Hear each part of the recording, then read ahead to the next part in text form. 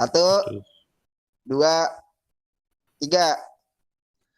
Lebaran itu serba baru, dapat janda baru, duda baru, nikah juga baru, langsung hamil. Ya enggak, Debianka?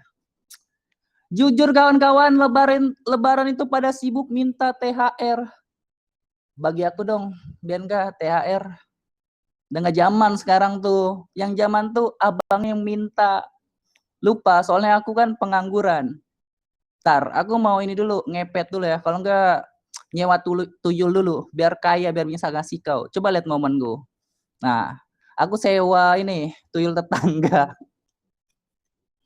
Nah, itu tuyulku tuh. Jujur kawan-kawan, lebaran tuh orang pada kumpul ditanya kapan nikah. Bianca enak dan nikah. Abang yang nggak tahu kapan. Pacaran aja sama janda. Boro-boro nafkahin anak orang. Nafkahin diri sendiri aja hasil dari event. Parah. Tapi lebaran ada hal yang paling ditunggu-tunggu oleh anak yatim. Ya contohnya kayak siapa? Kayak Haijel. Haijel kan anak yatim. Dan jujur kawan-kawan, 20 tahun yang lalu, gue juga jadi anak yatim. Itu adalah hal yang paling gue tunggu.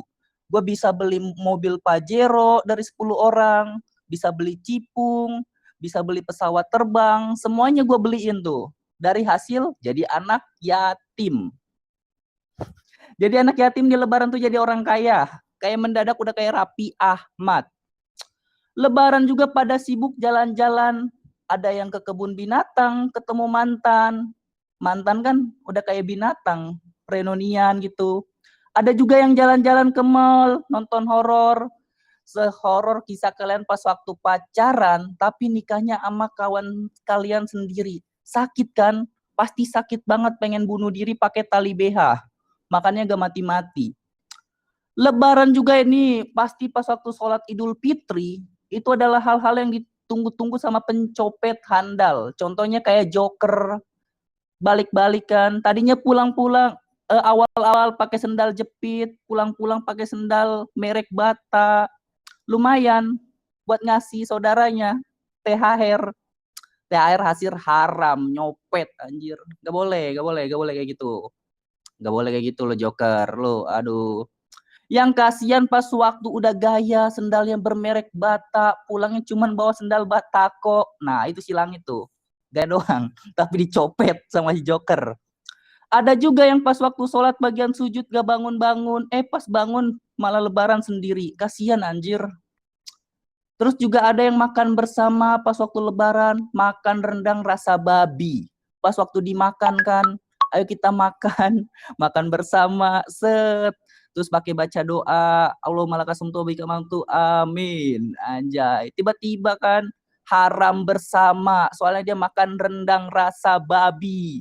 Jadi bukannya cari pahala malah cari dosa.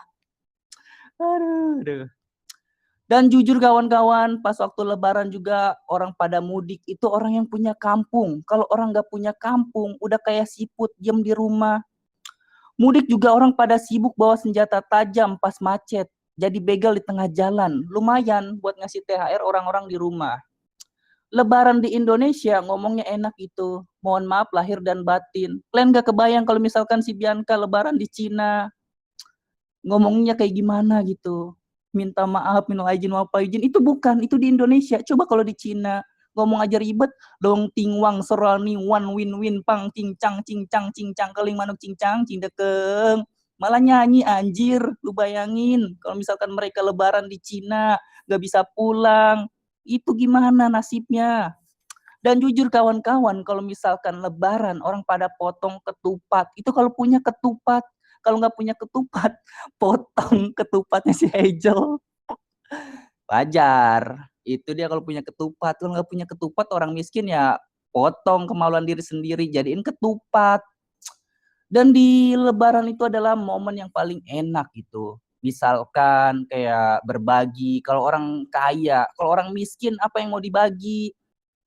Diri sendiri aja nggak bisa dibagi. Bisa beli apa nih, top up aja gak mampu, boro-boro beliin orang gitu. Jadi buat orang miskin ya, mending lebarannya di rumah aja, nggak usah kemana-mana. Soalnya kalian tuh miskin.